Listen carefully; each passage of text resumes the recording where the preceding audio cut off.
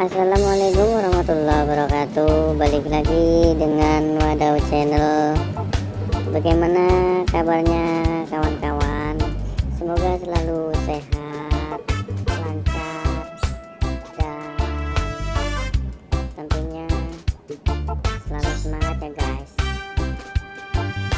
Pada kali ini kita akan menayangkan tutorial pemasangan kaca pada mobil Hyundai H-1. Yang mana pada kesempatan kali ini kita akan mereview bagaimana caranya memasang kaca mobil Hyundai H-1 dengan benar.